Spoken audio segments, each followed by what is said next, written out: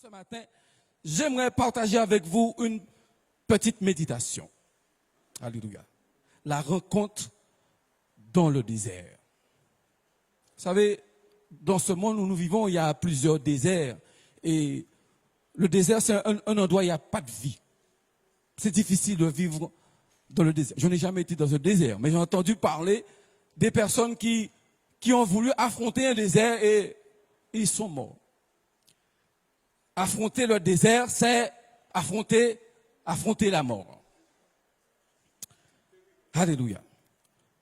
Lors de la création, Dieu a créé Adam dans un jardin luxuriant.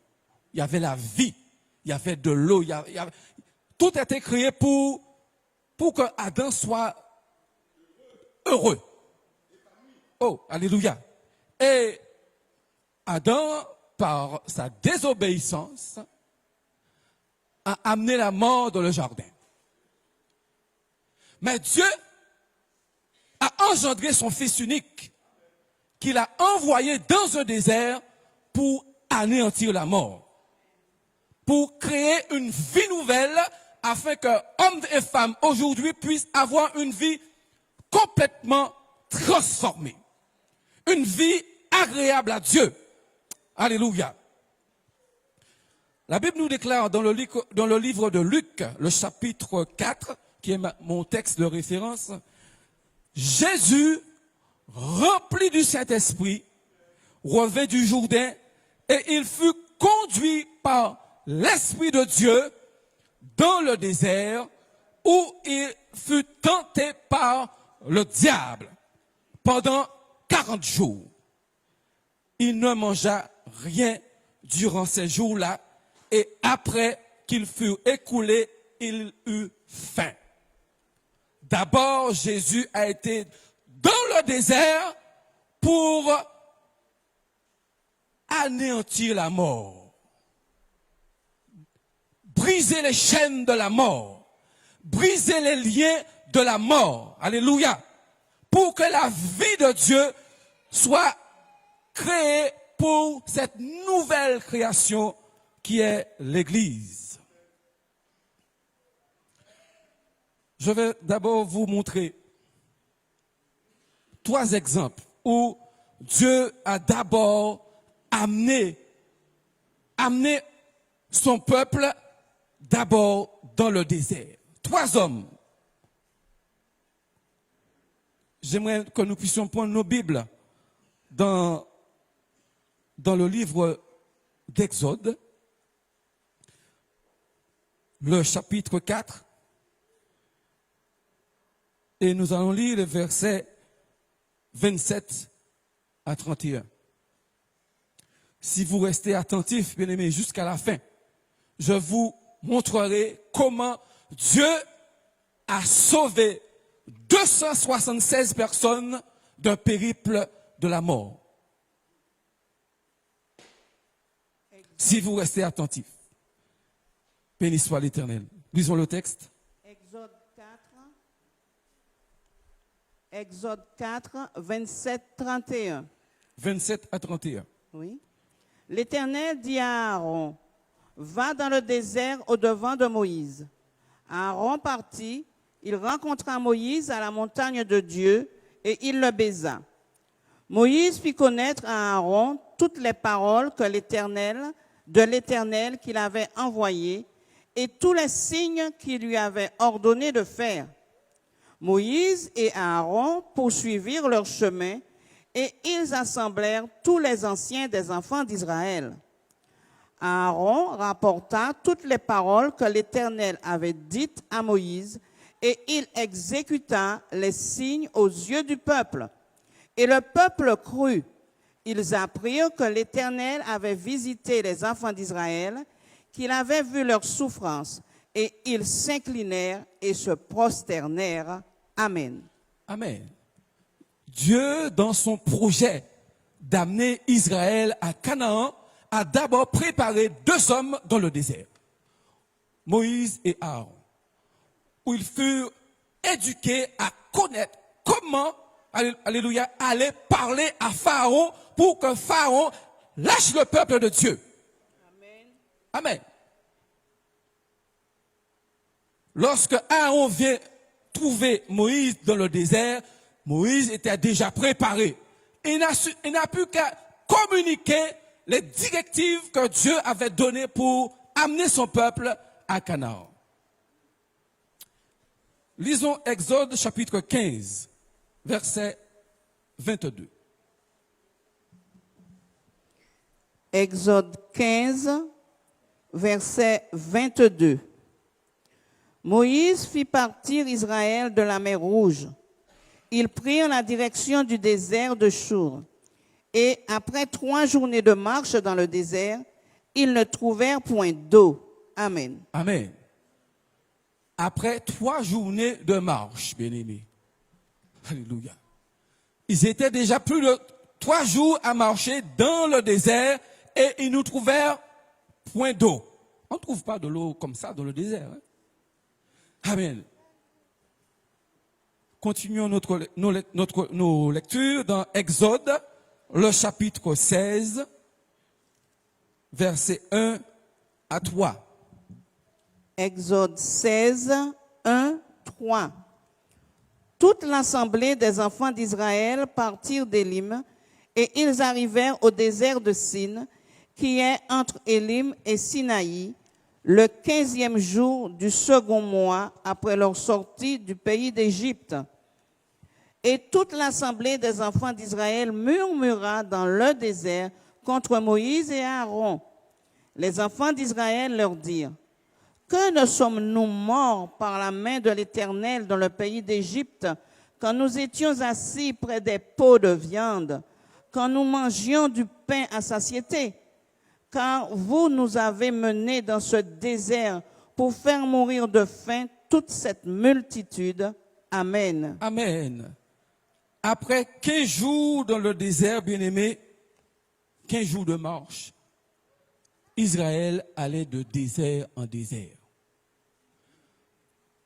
Ils ont affronté des situations extrêmement difficiles.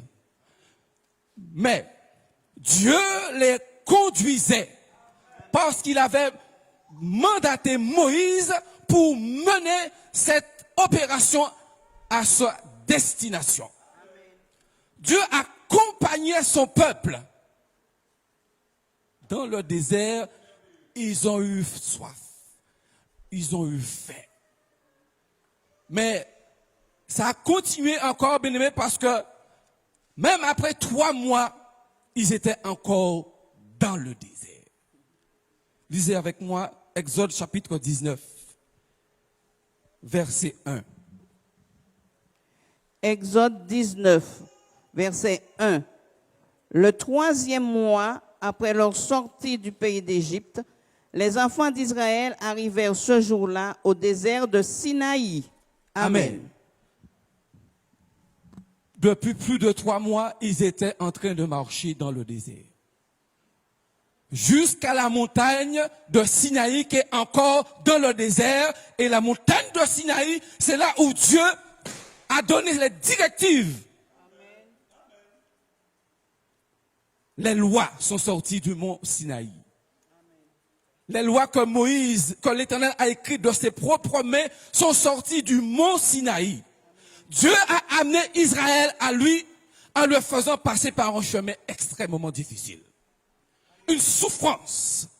Mais cette souffrance, bien-aimé, c'était pour amener son peuple à reconnaître que c'est Dieu qui opère toutes choses. Que c'est lui qui a le pouvoir de subvenir à nos besoins. Par ce cheminement, ce peuple s'est dénaturé. Ils ont eu faim, ils ont eu soif. Ils étaient dérangés dans leur manière, dans leur façon de vivre. Mais Dieu était là pour pouvoir les conduire. Et Moïse, comme un dispensateur, comme un homme moins rempli de Dieu, avait ce pouvoir de cheminer avec le peuple. Pour qu'ils arrivent à destination. Et l'Éternel va parler sur le mont Sinaï. L'Éternel va se révéler à son peuple sur le mont Sinaï. Parce qu'ils ont vu les manifestations du Seigneur. L'Éternel a dit, maintenant, fais approcher le peuple, je vais leur parler. Afin qu'ils aient de la confiance en moi. Afin qu'ils me connaissent. Alléluia. Pour que je me révèle à eux. Dieu bien-aimé a utilisé Élie, deuxième homme, Élie. Lorsque Élie, après avoir fait exécuter les prophètes de Baal, l'Éternel a utilisé Élie avec force, avec puissance. Les gens ont vu un feu descendre et consumer un holocauste. Ce qu'ils n'avaient jamais vu. Et Dieu a fait exécuter les prophètes de Baal. Élie, après cette opération, l'homme naturel, la Bible dit qu'il est parti parce que la femme Jézabel, la femme d'Akab, du roi à l'époque, c'était un roi méchant, une femme méchante. Et lorsqu'elle a vu ce que l'Éternel a fait à ses prophètes, elle a décidé de détruire Élie. Et Élie va partir. Nous allons lire Exode 1 roi chapitre 19, versets 2 à 4. Merci Seigneur. 1 roi 19, 2, 4. Jézabel envoya un messager à Élie pour lui dire « Que les dieux me traitent dans toute leur rigueur, si demain à 7 heures, je ne fais de ta vie ce que tu as fait de la vie de chacun d'eux. » Élie, voyant cela, se leva et s'en alla pour sauver sa vie. Il arriva à Beersheba, qui appartient à Juda, et il y laissa son serviteur. Pour lui, il alla dans le désert où, après une journée de marche, il s'assit sous un genêt et demanda la mort en disant « C'est assez, maintenant, Éternel, prends mon âme, car je ne suis pas meilleur que mes pères. Amen. » Alléluia. Mais bien aimé, Élie a eu peur et il s'est enfui. Mais il a eu raison de partir dans le désert. Parce qu'à ce moment-là, l'Éternel l'attendait. L'Éternel avait une rencontre avec son ami, Élie. Et l'Éternel va venir à son secours. Nous poursuivons la lecture au verset 8 à 9 du même chapitre. Verset 8. Il se leva, mangea et but. Et avec la force que lui donna cette nourriture, il marcha 40 jours et 40 nuits jusqu'à la montagne de Dieu à Horeb. Et là, il entra dans la caverne et il y passa la nuit. Et voici, la parole de l'Éternel lui fut adressée en ces mots. « Que fais-tu ici, Élie ?» Amen. Amen. Mon frère, ma sœur, toi qui nous visites ce matin pour la première fois. Peut-être aujourd'hui tu vis des situations que tu ne comprends pas. Tu te dis, mais ce n'est pas possible. C'est difficile la vie, c'est difficile de vivre cette vie-là. Mais laisse-moi te dire ce matin, Dieu a un rendez-vous avec toi. Amen. Dieu souvent nous fait passer un périple pour nous amener, pour nous isoler. Oh, pour avoir un cœur à cœur avec nous. Alléluia. Beaucoup d'enfants de Dieu aujourd'hui refusent ce tête-à-tête. On refuse le cœur à cœur avec le Seigneur. Mais frères et sœurs, laissez-moi vous dire quelque chose d'important ce matin. Le cœur à cœur avec le Seigneur va transformer votre vie. Vos conceptions, oh, alléluia, votre manière de vivre, votre manière de prier, votre manière de chanter, votre manière de prêcher, Dieu est capable de changer ces choses. Mais c'est pourquoi, frères et sœurs, des fois nous sommes obligés de passer par le désert. Pour que notre connaissance, notre manière de vivre avec le Seigneur, pour qu'il nous révèle vraiment qui nous sommes. Dans le désert, le cœur à cœur fait que Dieu t'amène à te découvrir toi-même. D'où tu es sorti. Parce que si tu veux rentrer dans le plan de Dieu, il va falloir d'abord passer par la mort. Par la mort, la transformation que produit le désert dans ta vie. Le désert, c'est pour ta résurrection. Pour que tu sortes de tes conceptions et que l'Éternel te mène à le découvrir comme le véritable, le Dieu Tout-Puissant. Le troisième homme qui a eu cette révélation avec l'Éternel, c'est l'apôtre Paul. L'apôtre Paul était quelqu'un qui connaissait les Écritures. Parce qu'il a été éduqué avec un grand, à l'époque Gamaliel, homme de Dieu qui pouvait instruire le serviteur. Paul même pensait qu'il servait Dieu. Dans sa manière de vivre, il pensait honorer Dieu par sa façon d'agir envers les chrétiens. Mais lorsque le jour où l'Éternel avait dit, ça suffit, je vais te montrer qui je suis. La Bible dit, bien-aimé, que l'Éternel visita Paul. Dans cette visitation, ça ne se visait pas. L'Éternel a fait passer cet homme par une souffrance, une difficulté extrême. Et lorsque l'Éternel l'a révélé qui il était, l'Éternel l'a conduit dans le désert de Sinaï. Pour encore le préparer, pour qu'il sache parler aux païens.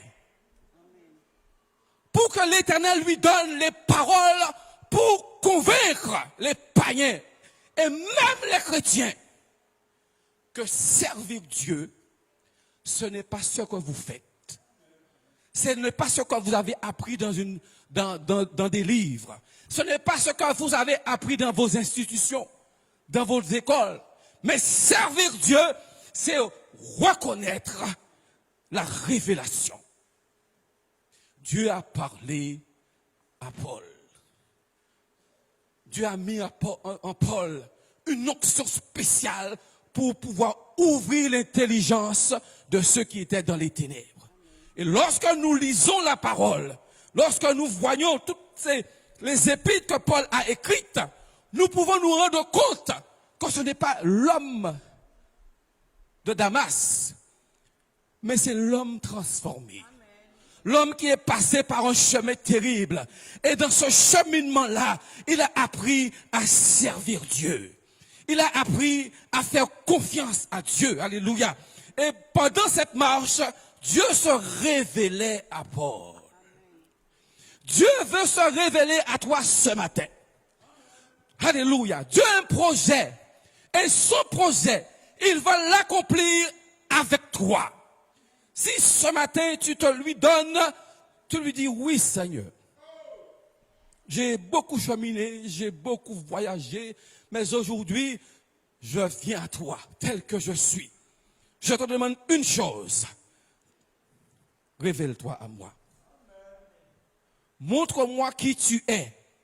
Parce que mon oreille avait entendu parler de toi, mais maintenant je veux te connaître.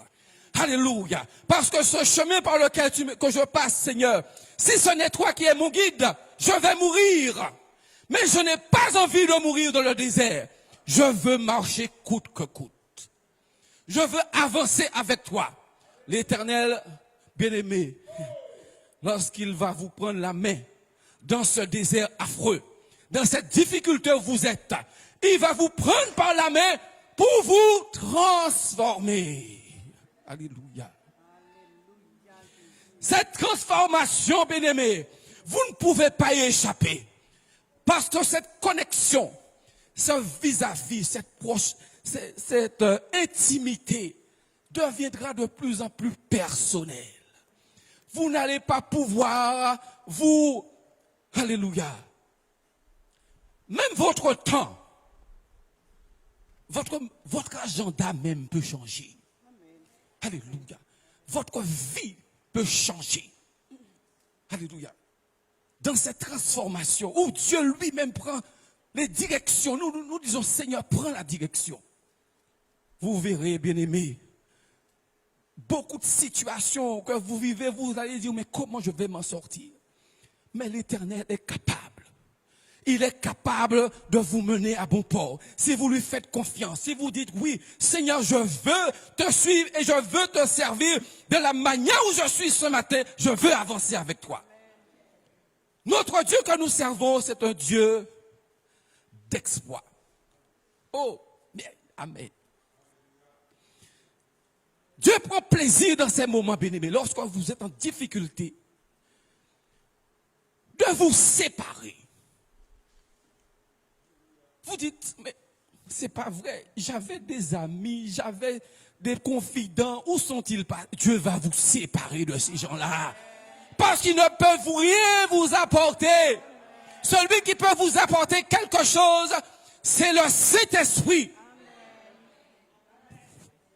C'est lui-même qui est capable de vous montrer le chemin à suivre.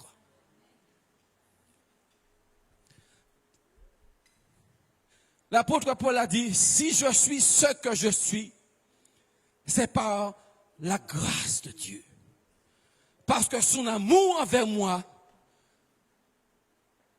a été un amour incomparable. Amen. Ce matin, bien-aimé, l'apôtre Paul a été utilisé. Je vais terminer avec ce texte que le Seigneur m'a donné ce matin,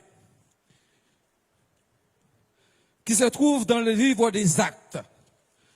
Le jour, pas le jour, c'est un moment où Paul devait être amené à Rome. Excusez-moi pour la transpiration, bien-aimé, c'est pas facile. Amen.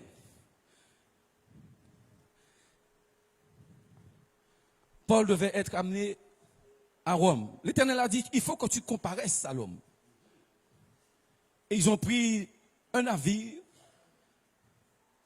et au cours de route, ce navire a rencontré des difficultés énormes.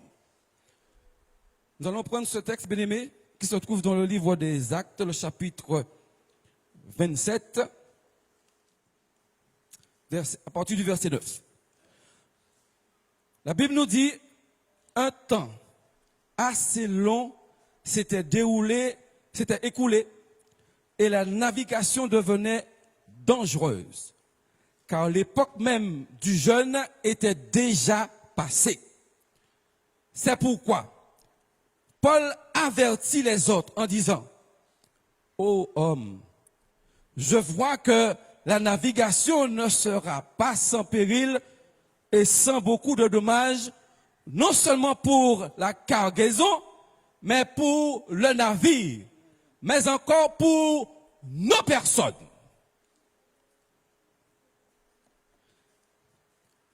Ce moment-là était un moment extrêmement dangereux, parce que ces hommes, bien-aimés, aujourd'hui nous avons des navires sophistiqués, vous pouvez aller en France sans qu'il n'y ait même un pilote à bord, parce qu'il y a le pilotage automatique. Mais là, il n'y avait pas de pilotage automatique, c'était avec des instruments basiques. Surtout avec, ces hommes ils regardaient à la lune, ils regardaient aux étoiles. C'est comme ça qu'ils naviguaient. Mais, dans ce moment-là, le plus grand navigateur, c'est le Seigneur. C'est le Seigneur. Alors l'apôtre Paul, averti par le Seigneur, il dit à ces hommes, je vois que la situation va devenir pire. Je vous dis, prenez garde. Prenez garde. Mais ces hommes n'ont pas écouté Paul. Ils ont préféré écouter les instruments. Ils ont préféré écouter. Alors la Bible dit, verset 12, verset 11, le centenier écouta le pilote et le patron du navire plutôt que les paroles de Paul. ils ont préféré faire confiance à l'homme que d'écouter la voix de l'homme de Dieu. Et ils allaient de périple en périple. Alléluia. Mais l'Éternel veillait. Parce que l'homme qui était dans le navire, c'était l'homme de Dieu. Alléluia. Et sa destination, c'est Rome. Dieu, lorsqu'il te prend, lorsqu'il a décidé quelque chose de ta vie, quelque chose, non.